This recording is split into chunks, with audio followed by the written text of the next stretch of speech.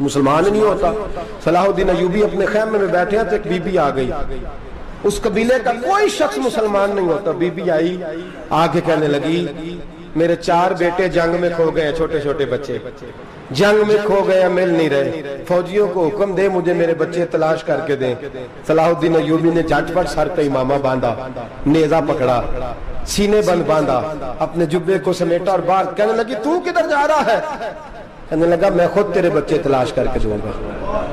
صلاح الدین چند سپاہی ساتھ ہے، گلی گلی نکلے، گلی گلی فجر کے نکلے، اثر ہو گئی، تھک گئے، 2 نمازیں صحرا میں پڑھی، جنگل کے اندر پہنچے تو ایک کونے میں 4 بچے ایک جگہ ڈرے اور سہمے ہوئے بیٹھے ملے۔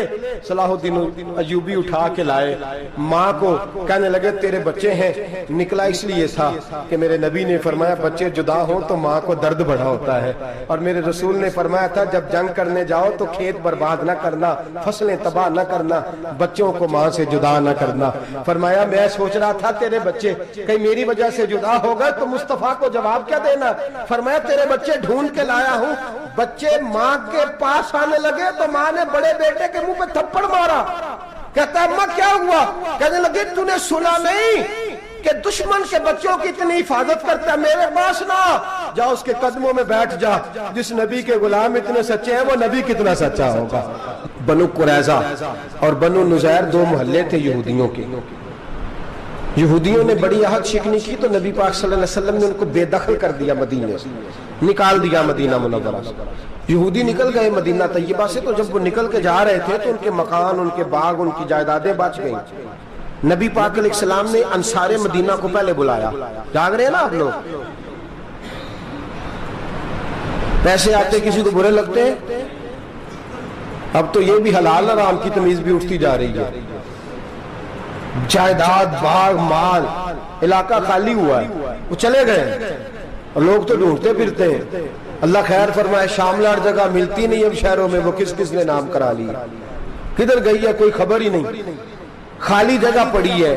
میرے نبی پاک علیہ السلام نے پہلے انصار مدینہ کو بلایا، حضور نے فرمایا انصاریوں بہت بڑی جائیدادیں یہودیوں کی، بنو نذیر اور بنو قریظہ محلے خالی ہو گئے، میرا دل کرتا ہے وہ تمہیں دے دوں، اس لیے کہ تم نے اپنے مہاجر بھائیوں کے ساتھ بڑا تعاون کیا، جائیدادیں تم نے دے دی ہیں، مکانات دے دیے ہیں، بڑا کچھ تم نے دیا ہے، میرا دل کرتا ہے وہ تمہارے نام کر دوں۔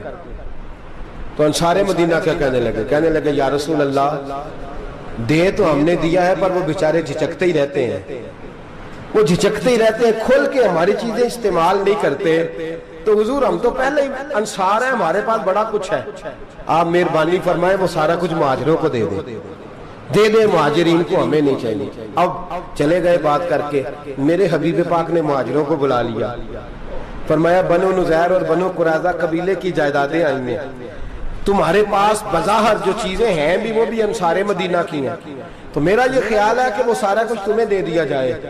حضرت ابوبکر صدیق رضی اللہ تعالیٰ عنہ کہنے لگے یا رسول اللہ صلی اللہ علیہ وسلم ہمارے انصار بھائیوں نے ہمارے لیے دل تک کھول دیے ہیں، حضور انہوں نے ہر چیز بانٹ کے ہمارے سامنے رکھ دی ہے، ہم اتنے خرد غرض ہیں کہ سارا کچھ لپیٹ جائیں۔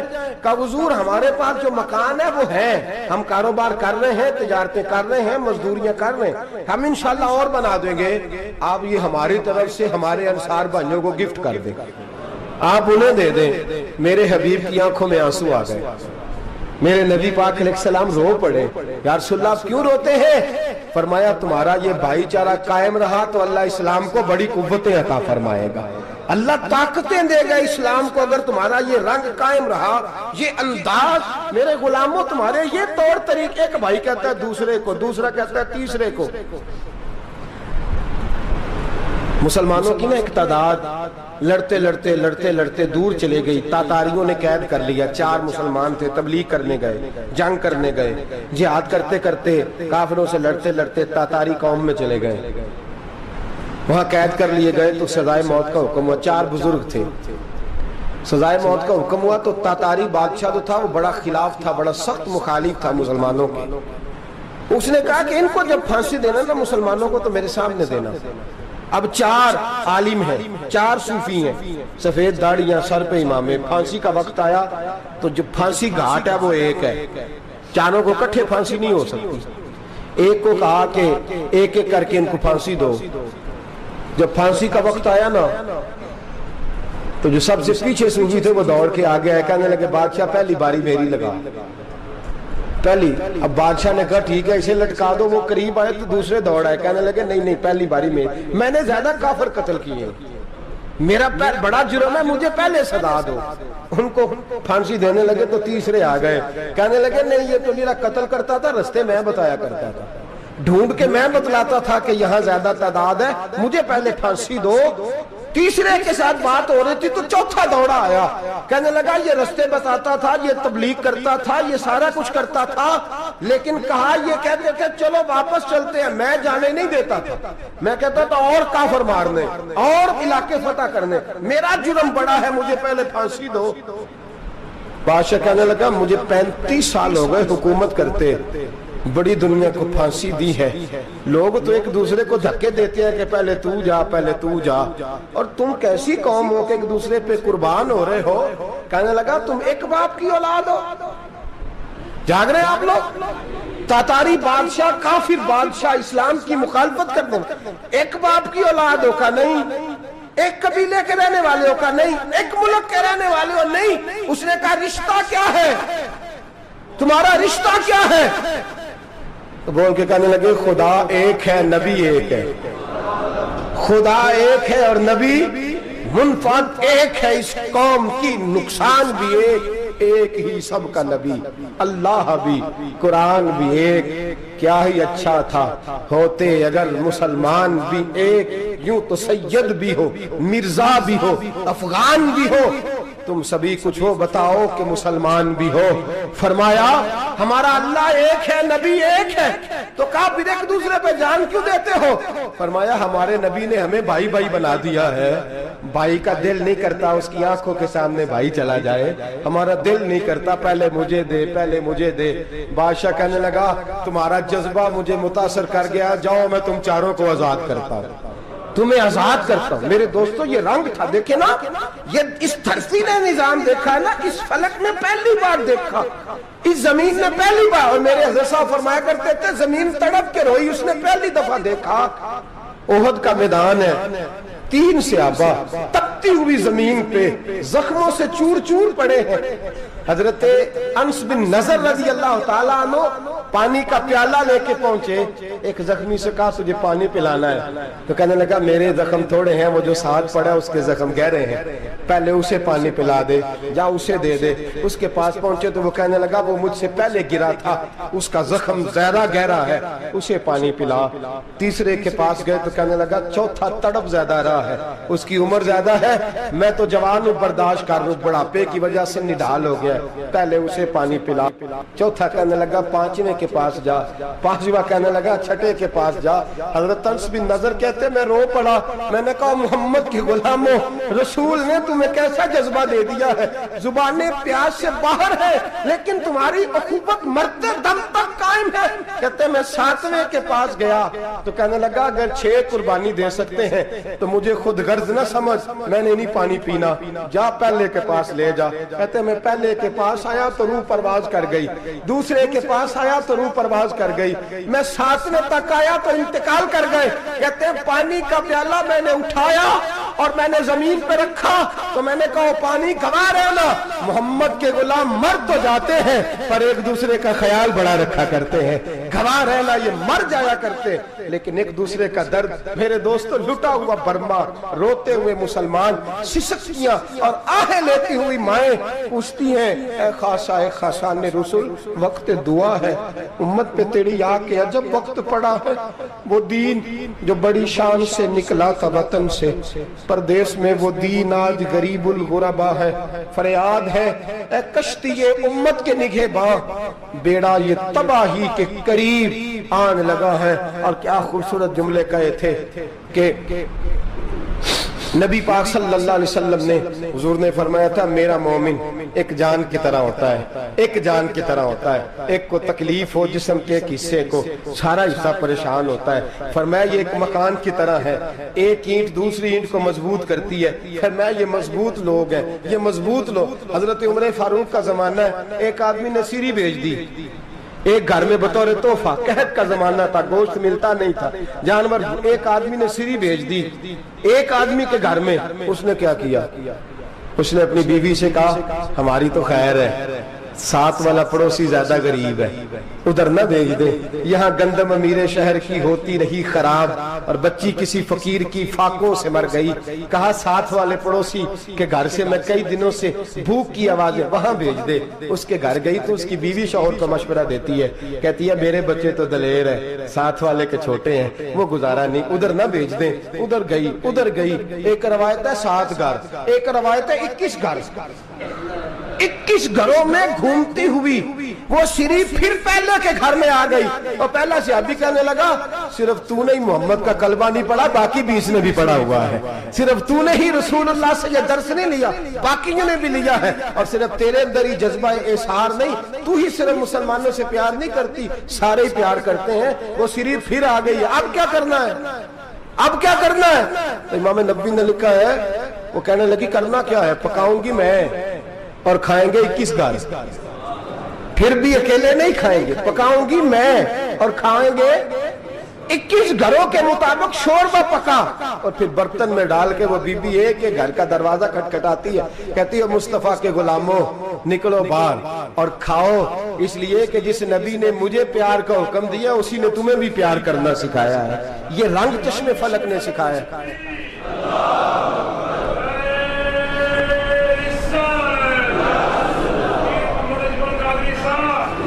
آپ کی بڑی مہربانی، زندہ باد وہی ہے جس کو اللہ رسول زندہ باد فرمائے، بڑی مہربانی، اللہ جزا دے۔ عرض یہ کرنے جا رہا تھا کہ رسول کریم صلی اللہ علیہ وسلم نے یہ پیغام دیا امت کو، فرمایا دیکھیں نا کتنے بڑے لفظ ہیں، یہ نہیں فرمایا دوزخ میں جائے گا، یہ نہیں فرمایا کہ اسے جہنم کی سزا ملے گی، میرے نبی نے فرمایا میں اسے مومن مانتا ہی نہیں، میں اسے مسلمان اپنا مانتا ہی نہیں۔ حضور کسے؟ فرمایا جو پیٹ بھر کے کھاتا ہے اور اس کا ہمسایہ بھوکا سو جاتا ہے، میں مومن ہی نہیں مانتا۔ سزا تو تب ملے گی نا کہ جب میں کسی سزا کا اعلان کروں، میں مانتا ہی نہیں، وہ میرا ہے ہی نہیں، خود پیٹ بھر کے کھا رہا ہے، ہمسایہ اس کا بھوکا، میں نہیں مانتا۔ انما المؤمنون اخوہ، مومن بھائی بھائی، میں مانتا ہی نہیں اسے۔ اور میرے حبیب پاک اتنے بڑے لفظ حدیث میں اور کہیں نہیں ملیں گے آپ کو، اتنے بڑے جملے کہیں نہیں ملیں گے۔ میرے نبی پاک نے فرمایا اللہ کہے گا قیامت کے دن، کون؟ اتنے بڑے لفظ حدیثوں میں ملتے نہیں جتنے یہ ہیں۔ حضور نے فرمایا رب فرمائے گا بندے سے کہ میں تیرے پڑوس میں بھوکا تھا، تو نے مجھے روٹی کیوں نہیں کھلائی؟ کون کہہ رہا ہے؟ اللہ کہہ، میں بھوکا تھا تو نے روٹی نہیں دی، میں ننگا تھا تو نے کپڑا نہیں دیا، میں پیاسا تھا تو نے پانی نہیں پلایا، میں بیمار تھا تو تیمارداری۔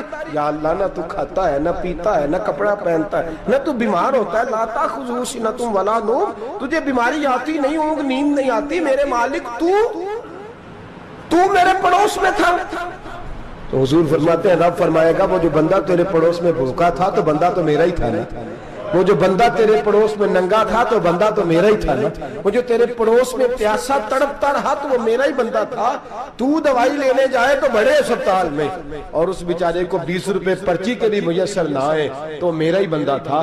میرے دوست خیال کر اور یاد رکھ، یہ جو ہمسائے ممالک میں ظلم ہوتے ہیں، زیادتیاں ہوتی ہیں، ہمارے گھر کا پنکھا اچھا چلتا ہے، ہم جلوس اس وقت نکالتے ہیں جب ہماری لائٹ بند ہوتی ہے، ہم جلوس اس وقت نکالتے ہیں جب ہمارا ایسا جو ہمیں تنگ کرتا ہے، ہم اس وقت درد محسوس کرتے ہیں جب ہمارے گھر تک آگ آ جاتی ہے۔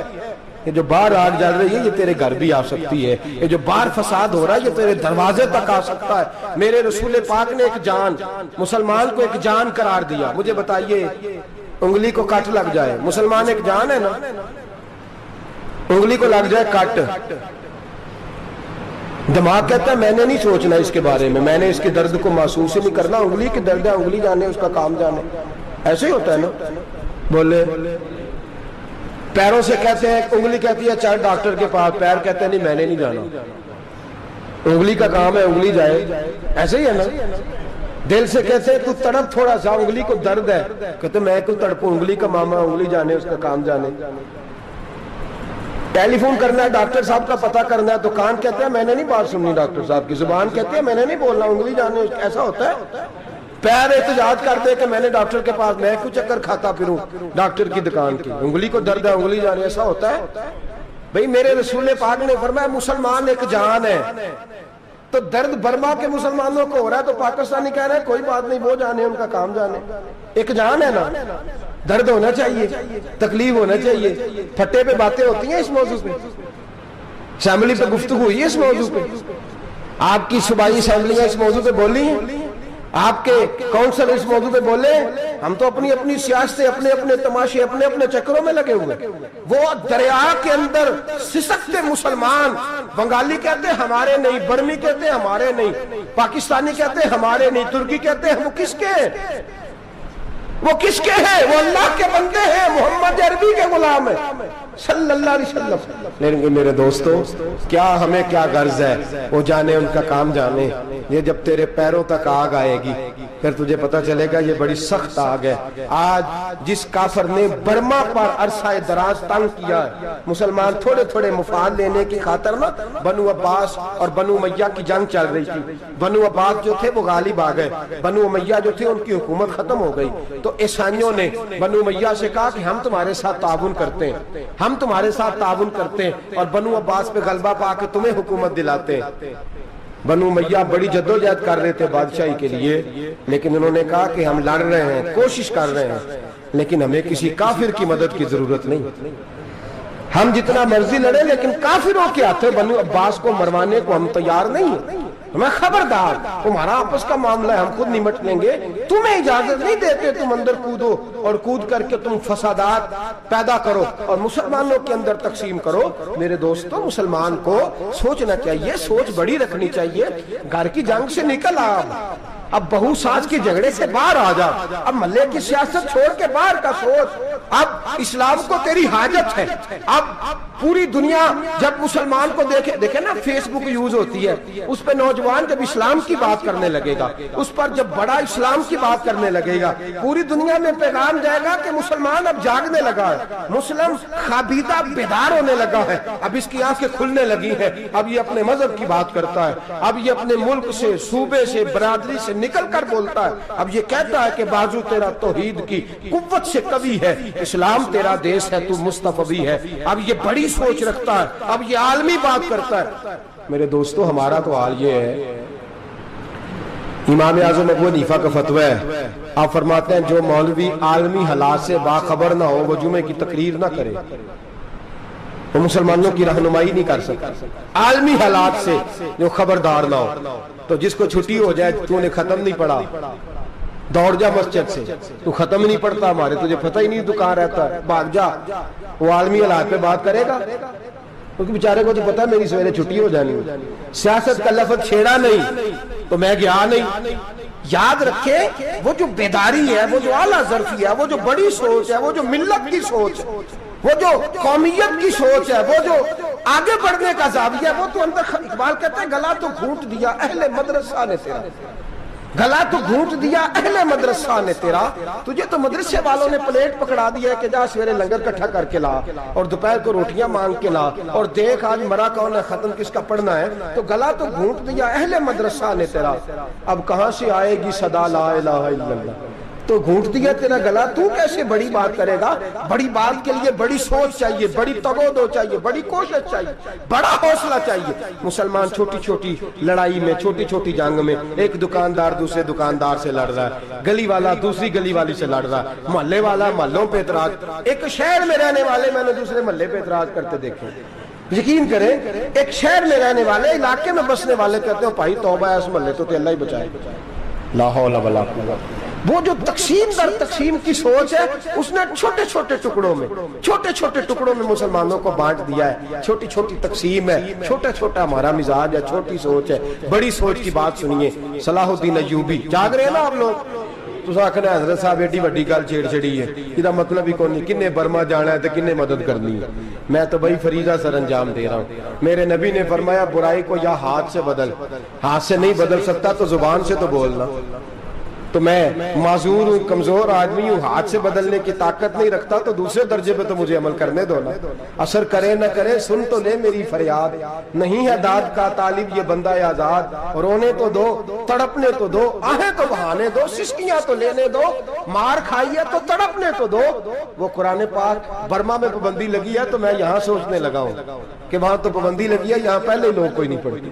معاذ اللہ تعالیٰ حالات دن پہ دن مسلمانوں کے لیے ایک ایک کر کے، افغانستان میں جو آگ لگی تھی پھر وہ عراق میں بھی لگی، پھر وہ لیبیا میں بھی لگی، پھر وہ مصر میں بھی لگی، پھر وہ یمن میں بھی لگی، سعودی عرب میں دھماکے ہوئے، میرا دل تڑپا ہے، مجھے پریشانی ہوئی، میں بچے پاس تھے، میں بڑا ڈسٹرب ہوا، میں نے کہا یار یہ ہمارا سب کا اجماعی عقیدت کا مرکز ہے، ہم کم از کم ہزار اختلاف کے باوجود کہا کرتے تھے کہ عرب میں امن ہے یار، وہاں سکون ہے، وہاں دکانیں کھلی چھوڑ کے لوگ چلے جاتے ہیں، وہاں بھی فساد ہونے لگا، وہاں بھی آگ بڑھ گئی ہے، لیکن ہم صرف چھوٹی چھوٹی کر کے جب آگ بجھانے کی کوشش کریں گے اس وقت آگ نہیں بجھے گی، جب ہر آدمی اپنے پیالے میں پانی لے کے آئے گا، ہر شخص اپنے گھر کی نل چلائے گا، ہر شخص نلکا چلائے گا اور پانی نکال کے یہ آگ بجھائے گا، تب یہ آگ بجھے گی۔ ہر آدمی کو کردار سوچ بڑی کریں، نظریہ بڑا کریں، ملت کی بات کریں، مسلمان ہو کے سوچیں، مسلمان ہو کے سوچیں، خدا را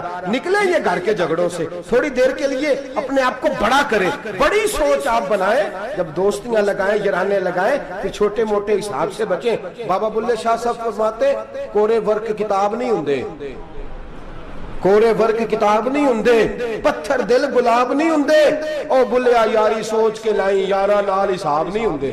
پھر ذرا نکلے اس حساب کتاب سے بات، بلیا یاری سوچ کے لائیں، یارا نال حساب نہیں ہوندے۔ پھر ذرا بڑا ذہن کرے، چھوڑے اپنے حساب، یبصرون اعلی انفسہم ولنبلونکم بشیء من الخوف والجوع ونقص من الاموال والانفس والثمرات۔ پھر حساب کتاب سے نکلے، پھر امام علی مقام کی طرح یہ سوچ بنائے کہ حسین کے بچے چلے جائیں تو کوئی حرج نہیں، امت پر آنچ نہیں آنی چاہیے۔ ایک امام علی مقام، کل تک امام میدان میں کھڑے تھے تو اکیلے تھے، لیکن آج پوری دنیا کہتی ہے حسین ہمارا ہے، حسین ہمارا ہے۔ آج نظریہ امام علی مقام زندہ ہے، تو اکیلا ہے تو کھڑا ہو، یہ نہ کہا کر چھوٹی سی مسجد ہے، ایک کونا کا کھڑکاوا، مولانا تقریر کر رہے ہیں تو کیا بنے گا، ایک آواز کہیں سے گونجا کرتی ہے، پھر اس میں تاثیر میرا اللہ پیدا فرما دیا کرتا ہے، پھر اس کے اندر قوت میرا رب پیدا فرما دیا کرتا ہے، پھر اللہ اس میں تاثیر پیدا کر کے چار دانگ عالم میں پھیلا دیا کرتا ہے۔ صلاح الدین ایوبی، مسلمانوں پہ ظلم ہوا، فلسطین میں آگ لگی اور پورے فلسطین کی گلیاں خون سے بھر گئیں، ایک دن کے اندر 70,000 مسلمان قتل ہوا۔ گھوڑوں سے سڑکوں پہ چلا نہیں جاتا تھا، گھوڑے پھسلتے تھے، اتنا خون تھا، اور کچی سڑکیں تھی، اتنا خون تھا، پہلے کچی زمین نے خون پیا، پھر خون اس سے باہر آیا، پھر بھی اتنا سخت 70,000 آدمی قتل ہوا۔ صلاح الدین ایوبی کون تھے؟ میرے غوث اعظم جیلانی کے مدرسے کے طالب علم تھے۔ جامعہ نظامیہ مدرسہ، یہ مدرسے ہیں جنہوں نے دین کے مجاہد پیدا کیے، مدارس ہیں جنہوں نے دین کے مجاہد پیدا کر کے پوری دنیا کے اندر پھیلائے ہیں۔ مدارس کے اندر دہشت گردی آئی، میں اختلاف نہیں کرتا، لیکن ابھی بھی مدرسے ہیں جن مدرسوں سے رسول اللہ کے دین کا سچا درس دیا جاتا ہے، امن، پیار اور محبت کی فضا کو عام کیا جاتا ہے وہ مدارس، اور انشاءاللہ قیامت کی صبح تک وہ مدرسے قائم رہیں گے۔ صلاح الدین ایوبی مدرسے کے طالب علم ہے، مدرسے کا، لیکن مدرسہ اس کا تھا جو ساتھ درویش بھی تھا، جو ساتھ اللہ رسول کے احکامات محبت کے ساتھ پھیلانے والے غوث اعظم جیلانی کا مدرسہ تھا، اس مدرسے کا پڑھنے والا طالب علم۔ دیکھیں نا، علم دین شہید کون تھا؟ نعتیں پڑھنے والا تھا نا، ختم دلانے والا تھا۔ عامر چیمہ شہید کون تھا؟ نعتیں پڑھنے والا تھا نا۔ یہ نعتیں وہ چیز ہوتی ہے جو دلوں کے اندر اثر پیدا کر دیتی ہے، جو نبی پاک کی محبت کو پروان چڑھاتی ہے، اور یہی چراغ جلے گا تو روشنی ہوگی۔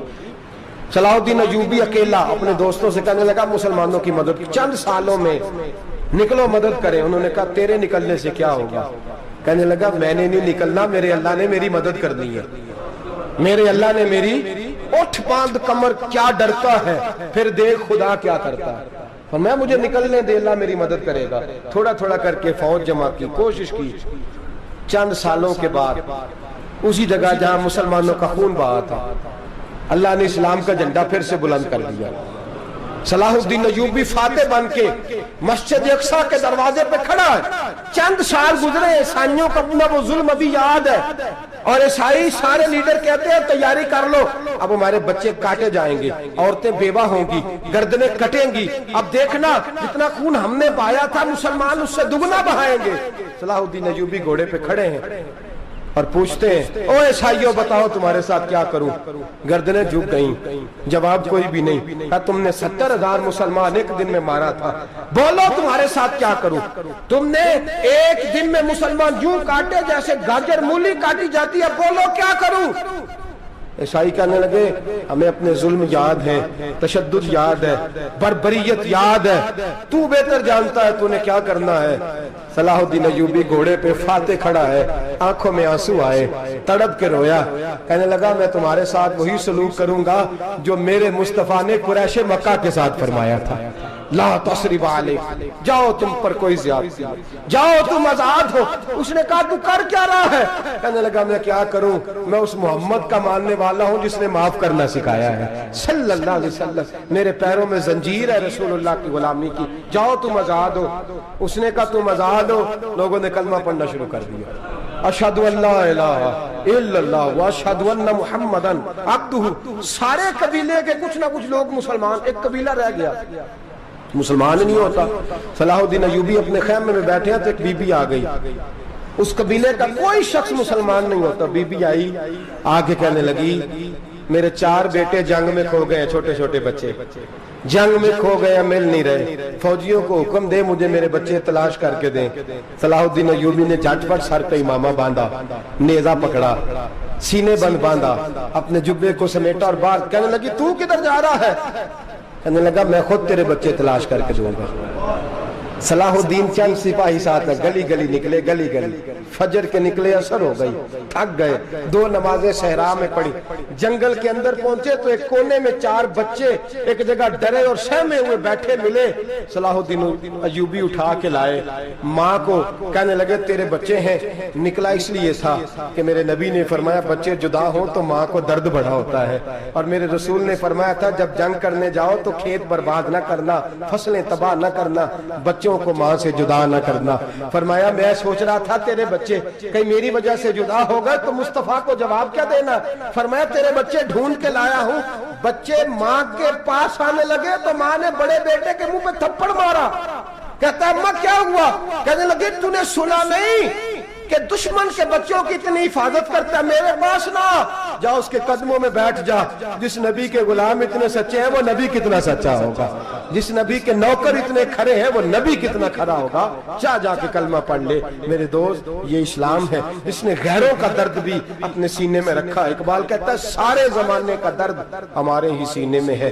برما کا مسلمان ہو یا عراق، لیبیا، افغانستان، کشمیر کا مسلمان ہو، میرے دوست وہ غیر نہیں ہے، وہ تیرا اپنا ہے. اس کا رنگ نہ دیکھ، اس کی بولی نہ دیکھ، اس کا قبیلہ اور علاقہ نہ دیکھ. دیکھ کہ وہ تیرے رسول کا کلمہ پڑھتا ہے، وہ دیکھ کہ وہ کعبے کی طرف منہ کر کے نماز پڑھتا ہے. دیکھ کہ تیرا اور اس کا نصاب زندگی قرآن ایک ہے. میرے دوست کچھ نہیں کر سکتا تو دعا تو کر دیا کر، کچھ نہیں کر سکتا تو التجا تو کر دیا کر. اللہ کے حضور یہ تو کہا کر کہ اللہ مسلمان جہاں بھی ہیں تو ان کی مدد فرما، اللہ مسلمان جہاں بھی ہیں تو ان کی غیبی امداد فرما. یہ دعا تو میرے دوست ضرور کیا کرو. سوچ بڑی کریں، جب بھی آپ بولیں، جب بھی آپ لکھیں، جب بھی کسی سے بات کریں تو بحیثیت مسلمان کے بات کریں، بحیثیت ایک نبی پاک کے غلام کے بات کریں. اپنی زندگی اس انداز میں ترتیب دیں کہ پہلے آپ مسلمان ہیں، اس کے بعد آپ کچھ اور ہیں. پہلے اسلام کی بات کریں، بڑی بات کریں، بڑے حوصلے کی بات کریں، پھر اسلام کو قوت ملے گی، پھر بیداری امت کو نصیب ہوگی. اللہ کریم برما کے مسلمانوں کو اپنی رحمت کی ٹھنڈی چھاؤں نصیب فرمائے، ہمیشہ مدحت خیر الانام میں گزرے. دعا ہے یہ عمر درود و سلام میں گزرے. آخر دعوانا ان الحمدللہ.